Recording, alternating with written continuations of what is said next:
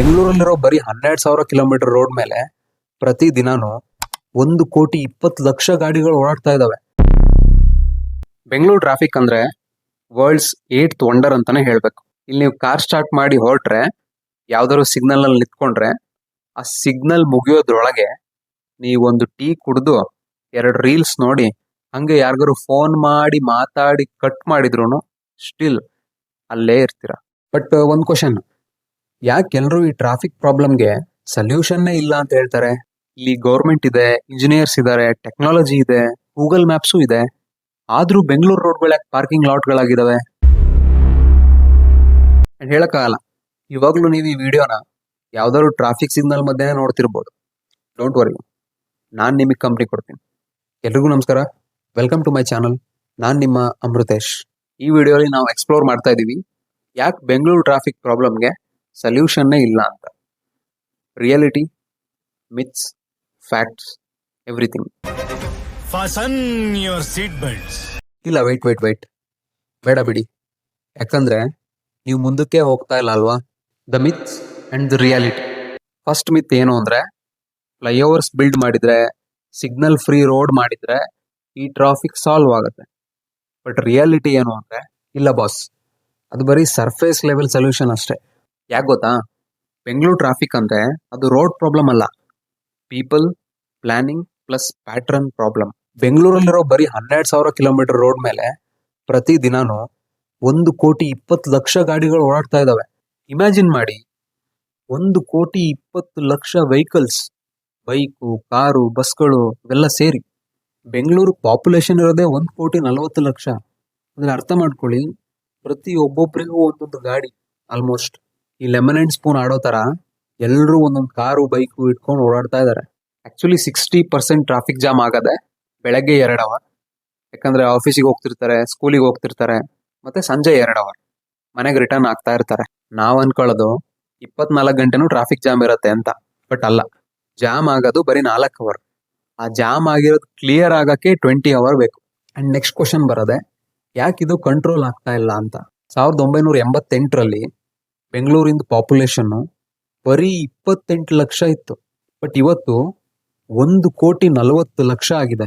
Garden ಸಿಟಿಯಿಂದ silicon valley ಏನೋ ಆಯ್ತು. But ರೋಡ್ಗಳು ಇನ್ನು 1980s ಅಲ್ಲಿ ಇದ್ದ ಸೈಜ್ ಅಲ್ಲೇ ಇದಾವೆ. Let's break it point by point. Unplanned urban growth, ಯಾವುದನ್ನು ಪ್ರಾಪರ್ ಆಗಿ ಪ್ಲಾನೇ ಮಾಡ್ತಾ ಇಲ್ಲ. ವೈಟ್ ಫೀಲ್ಡ್ ಎಲೆಕ್ಟ್ರಾನಿಕ್ ಸಿಟಿ ಮಾರತಳ್ಳಿಗೆ IT ಕಂಪ್ನೀಸು ಬಂದು ಅಪಾರ್ಟ್ಮೆಂಟ್ಸ್ನು ಕಟ್ಟಿದ್ರು, ಆದ್ರೆ ಪ್ಲಾನ್ ಇಲ್ಲ. ಸೊ ಸಿಟಿ ಏನೋ ಎಕ್ಸ್ಪ್ಯಾಂಡ್ ಆಯ್ತು, ಬಟ್ ರೋಡ್ಸ್ ಇಲ್ಲ, ಡ್ರೈನೇಜ್ ಇಲ್ಲ, ಪಾರ್ಕಿಂಗ್ ಇಲ್ಲ, ಪಬ್ಲಿಕ್ ಟ್ರಾನ್ಸ್ಪೋರ್ಟ್ ವೀಕ್ನೆಸ್. ಮೆಟ್ರೋ ಇದೆ ಬಟ್ ಲಿಮಿಟೆಡ್ ಆಪ್ಷನ್, ಬಸ್ಗಳು ಇದಾವೆ ಬಟ್ ಯಾವಾಗ್ಲೂ ರಶ್. ಇನ್ನು ಆಟೋಗಳಂತೂ, ಸೊ ಜನಗಳು ಅವರವರ ಪರ್ಸನಲ್ ವೆಹಿಕಲ್ ನ ಚೂಸ್ ಮಾಡ್ಕೊಂಡಿದ್ದಾರೆ. ಇದರ ರಿಸಲ್ಟ್ ಆಗಿ ಪ್ರತಿ ದಿನಾನು 1 ಕೋಟಿಗಿಂತ ಜಾಸ್ತಿ ವೆಹಿಕಲ್ಗಳು ರೋಡಲ್ಲಿ ಓಡಾಡ್ತಾ ಇದಾವೆ. ಇನ್ಫ್ರಾಸ್ಟ್ರಕ್ಚರ್ ಗ್ರೋತ್, ನಮ್ ಬೆಂಗಳೂರು ಸಿಟಿ ರಾಕೆಟ್ ಸ್ಪೀಡ್ ಅಲ್ಲಿ ಗ್ರೋತ್ ಆಗ್ತಾ ಇದ್ರು ಅದ್ರ ಇನ್ಫ್ರಾಸ್ಟ್ರಕ್ಚರ್ ಗ್ರೋತ್ ಆಗ್ತಿರೋದು ಆಮೆ ಹೋಗೋ ಸ್ಪೀಡ್ ಅಲ್ಲಿ. ಒಂದು ಫ್ಲೈಓವರ್ ನ ಕಂಪ್ಲೀಟ್ ಆಗಿ ಕಟ್ಟಕ್ಕೆ 3 ವರ್ಷ ತಗೊಳ್ತಾ ಇದ್ದಾರೆ. ಬಟ್ ಅಷ್ಟರೊಳಗಡೆ ಹೊಸ 50,000 ವೆಹಿಕಲ್ಗಳು ಆಡ್ ಆಗಿರ್ತವೆ. Encroachment plus narrow roads, footpath ಅಲ್ಲೇ ಪಾರ್ಕಿಂಗು, ರೋಡಲ್ಲೇ ಅಂಗಡಿಗಳು, ಇನ್ನೂ ಮುಚ್ಚದೇ ಇರೋ ಗುಂಡಿಗಳು. ಹೆಸರಿಗೆ ಮಾತ್ರ ಅಫಿಷಿಯಲ್ ಆಗಿ ಡಬಲ್ ರೋಡ್, ಪ್ರಾಕ್ಟಿಕಲ್ ಆಗಿ ಅದ್ರಲ್ಲಿ ಯೂಸ್ ಆಗ್ತಿರೋದೇ ಅರ್ಧ ರೋಡ್. ಲೆಟ್ಸ್ ಅಕ್ಸೆಪ್ಟ್, ಇದಕ್ಕೆ ನಮ್ ಜನ ಕೂಡ ರೆಸ್ಪಾನ್ಸಿಬಲ್ ಅಂತ. ಸಿಗ್ನಲ್ ಏನೋ ಬಿಟ್ಟೇ ಇರಲ್ಲ, ರಪ್ ಅಂತ ಪಾಸ್ ಆಗ್ಬಿಡೋದು. ಯಾರಾದ್ರೂ ಕೇಳಿದ್ರೆ ನನ್ ಮಿಸ್ಟೇಕ್ ಅಲ್ಲ ಗುರು ಅಂತ ಹೇಳೋದು. ಜಾಬ್ ಕಾನ್ಸಂಟ್ರೇಷನ್, ಆಲ್ಮೋಸ್ಟ್ ಎಲ್ಲ IT ಕಂಪ್ನಿಗಳು, ಆಫೀಸ್ಗಳು ಒಂದೇ ಸೈಡಲ್ಲೇ ಬರುತ್ತೆ. Bellandur, white field, Marathahalli. ಅದಕ್ಕೆ ಲಕ್ಷಾಂತರ ಜನ ಒಂದೇ ಡೈರೆಕ್ಷನ್ ಅಲ್ಲಿ ಒಂದೇ ಟೈಮ್ ಅಲ್ಲಿ ಟ್ರಾವೆಲ್ ಮಾಡ್ತಾರೆ. ಇದರ ರಿಸಲ್ಟ್ ರೋಡ್ ಮೇಲೆ ಜನ ಸಾಗರ. ಓಕೆ, ಈಗ ಗೌರ್ಮೆಂಟ್ಗೆ ಸ್ವಲ್ಪ ಆದ್ರೂ ಕ್ರೆಡಿಟ್ ಕೊಡೋಣ. ಅವರು ಪಾಪ ಏನೇನೋ ಟ್ರೈ ಮಾಡ್ತಾ ಇದ್ದಾರೆ. ಬಟ್ ರಿಸಲ್ಟ್ ಮಾತ್ರ ಅರ್ಧ ಸಕ್ಸಸ್ ಆದ್ರೆ ಅರ್ಧ ಎಡವಟ್ ಆಗ್ತಾ ಇದೆ. Flyovers and under pass. ನಮ್ ಬೆಂಗಳೂರಲ್ಲಿ 50 ಫ್ಲೈಓವರ್ ಕಟ್ಟಿದ್ರು ಸ್ಟಾರ್ಟಿಂಗ್ ಸ್ವಲ್ಪ ದಿನ ಸ್ಮೂತ್ ಆಗಿ ಚೆನ್ನಾಗ್ ಅನ್ಸುತ್ತೆ. ಬಟ್ ಬರ್ತಾ ಬರ್ತಾ ಫ್ಲೈಓವರ್ ಎಂಡ್ ಅಲ್ಲಿ ಬಂಪರ್ ಟು ಬಂಪರ್ ಜಾಮ್ ಆಗಿರುತ್ತೆ. ನಮ್ಮ ಮೆಟ್ರೋ, ಇದು awesome concept, smart execution, but reach ಏನೋ ಅಷ್ಟಿಲ್ಲ. ಇದನ್ನ ಯೂಸ್ ಮಾಡ್ತಿರೋದು ಬರೀ 20% ಜನ ಅಷ್ಟೇ. ಬಿಕಾಸ್ ಮೆಟ್ರೋ ಯೂಸ್ ಮಾಡಬೇಕು ಅಂದ್ರೆ ಮನೆಯಿಂದ ಸ್ಟೇಷನ್ಗೆ ಹೋಗ್ಬೇಕು, ಸ್ಟೇಷನ್ ಇಂದ ನಮ್ ಡೆಸ್ಟಿನೇಷನ್ ರೀಚ್ ಆಗ್ಬೇಕು. ಸೊ ಪೀಪಲ್ ಥಿಂಕ್ ಬೆಟರ್ ಕಾರಲ್ಲೇ ಹೋಗೋಣ ಅಂತ. ಬಸ್ ಎಕ್ಸ್ಪ್ಯಾನ್ಷನ್, PMTC ಎಷ್ಟೇ ಎಲೆಕ್ಟ್ರಿಕ್ ಬಸ್ ತಂದ್ರೂ ಅವು ಅದೇ ರೋಡಲ್ಲೇ ಓಡಾಡ್ಬೇಕಲ್ವಾ, ಸೊ ಏನು ಡಿಫ್ರೆನ್ಸ್ ಆಗಲ್ಲ. Tech solutions. ಈ ರ್ಯಾಪಿಡೋ, ಗೂಗಲ್ ಮ್ಯಾಪ್ಸ್ ತರ ಆ್ಯಪ್ಗಳು ಹೆಲ್ಪ್ ಮಾಡ್ತವೆ. ಬಟ್ ಇಮ್ಯಾಜಿನ್ ಮಾಡಿ, 10 ಲಕ್ಷ ಜನ ಗೂಗಲ್ ಮ್ಯಾಪ್ನ ಸೇಮ್ ಟೈಮಲ್ಲಿ ಓಪನ್ ಮಾಡಿದ್ರೆ ಈವನ್ ಗೂಗಲ್ಗೂ ಕನ್ಫ್ಯೂಸ್ ಆಗತ್ತೆ. Turn left. Oh wait, heavy traffic ahead. Recalculating the route. So problem solve ಆಗ್ತಿದೆ ಅಂತ ಅನ್ಕೊಂಡಿದೀವಿ ಅಷ್ಟೇ, ಬಟ್ ಆಕ್ಚುಯಲ್ ಪ್ರಾಬ್ಲಮ್ ಸಾಲ್ವ್ ಆಗಿಲ್ಲ. ನಿಜ ಹೇಳ್ಬೇಕಂದ್ರೆ ಬೆಂಗಳೂರು ಟ್ರಾಫಿಕ್ನ ಕಂಪ್ಲೀಟ್ ಆಗಿ ಸಾಲ್ವ್ ಮಾಡಕ್ ಚಾನ್ಸೇ ಇಲ್ಲ.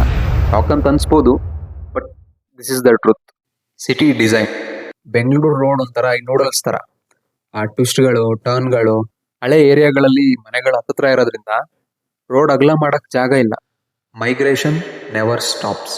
ಪ್ರತಿ ತಿಂಗಳು 30,000ಕ್ಕಿಂತ ಜಾಸ್ತಿ ಜನ ಕೆಲ್ಸಕ್ಕೆ ಅಂತಾನೆ ಬೆಂಗಳೂರು ಸೇರ್ಕೊಳ್ತಾ ಇದ್ದಾರೆ. ಮೆಟ್ರೋ ಎಕ್ಸ್ಟೆಂಡ್ ಮಾಡಿದ್ರು ಅಷ್ಟೇ, ಫ್ಲೈಓವರ್ ಕಟ್ಟಿದ್ರು ಅಷ್ಟೇ, ಅದೆಲ್ಲ ಬರೀ 6 ತಿಂಗಳಲ್ಲಿ ಫುಲ್ ಆಗ್ಬಿಡತ್ತೆ. Too many agencies. BBMP, BDA, PMTC, metro, police ಎಲ್ರದ್ದು ಅವ್ರವ್ರದ್ದೇ ಡಿಫ್ರೆಂಟ್ ಕಂಟ್ರೋಲ್ ಸಿಸ್ಟಮ್ ಇದೆ. 1 ಸಿಟಿ 5 ಡ್ರೈವರ್ಸ್. ಸೊ ಇವತ್ತಿಗೆ ಬೆಂಗಳೂರು ಅಂದ್ರೆ world's tech hub, but world's slowest road hub. ಒಂದ್ ಕಡೆ ಸ್ಮಾರ್ಟ್ ಸಿಟಿ, ಇನ್ನೊಂದ್ ಕಡೆ slow traffic. Irony at its peak. So full solution may be ಇಲ್ಲ, ಬಟ್ ಕಂಟ್ರೋಲ್ ಮತ್ತೆ ಡಿಸಿಪ್ಲಿನ್ ಇಂದ ಅದನ್ನ ಮ್ಯಾನೇಜ್ ಮಾಡ್ಬೋದು. ಬಟ್ ಅದು ಕೂಡ ನಮ್ಮ ಕೈಲೇ ಇದೆ. ನಾನು, ನೀವು ಮತ್ತೆ ನಮ್ಮ ಹ್ಯಾಬಿಟ್ಸ್. ನೀವೇ ಥಿಂಕ್ ಮಾಡಿ, 2030 ಬೆಂಗಳೂರಿಂದು ಆವ್ರೇಜ್ ಸ್ಪೀಡ್ 10 km/h ಆಗುತ್ತೆ ಅಂತ ಒಂದು ಎಸ್ಟಿಮೇಷನ್ ಇದೆ. ಹಿಂಗಾದ್ರೆ ಅದು ಸೈಕಲ್ಗಿಂತ ಸ್ಲೋ. ಅರ್ಧ ಜೀವನ ಟ್ರಾಫಿಕ್ ಅಲ್ಲೇ ಕಳೆದ್ಬಿಡತ್ತೆ. ಆಫೀಸಿಗೆ ಹೋಗಕ್ 3 ಅವರ್, ಮನೆಗೆ ಬರಕ್ 3 ಅವರ್. ಬಟ್ ಲೈಫ್ ಎಂಜಾಯ್ ಮಾಡಕ್ ಯಾವಾಗ ಟೈಮ್ ಸಿಗತ್ತೆ? ನಾವ್ ಇವಾಗ ಸರಿಯಾಗಿಲ್ಲ ಅಂದ್ರೆ ನಮ್ ನೆಕ್ಸ್ಟ್ ಜನರೇಷನ್ ನಮಗ್ ಟೈಮೇ ಕೊಡಲ್ಲ. ನಾವು ಬೆಂಗಳೂರಲ್ಲಿ ಇದೀವಿ ಅನ್ನೋದೇ ಒಂದು ರೀಸನ್ ಆಗ್ಬಿಡತ್ತೆ. ಎಲ್ಲದನ್ನೂ ರಾತ್ರಿ ಸರಿ ಮಾಡಕ್ ಆಗಲ್ಲ, but awareness is the first step. ಬರೀ ಕಂಪ್ಲೇಂಟ್ ಮಾಡ್ತಾ ಹೋಗೋದಲ್ಲ, ಎಲ್ಲದನ್ನೂ ಅರ್ಥ ಮಾಡ್ಕೋಬೇಕು. ಸೊ ನಿಮ್ಗೆ ಈ ಬೆಂಗಳೂರು ಟ್ರಾಫಿಕ್ ಬಗ್ಗೆ ಏನ್ ಅನ್ಸುತ್ತೆ ಕಮೆಂಟ್ ಮಾಡಿ. ಇದೇ ತರ ಹೆಚ್ಚಿನ ವಿಡಿಯೋಸ್ಗೆ ಈ ಚಾನಲ್ನ ಸಬ್ಸ್ಕ್ರೈಬ್ ಮಾಡ್ಕೊಳ್ಳಿ. ಮತ್ತೆ ಸಿಗೋಣ.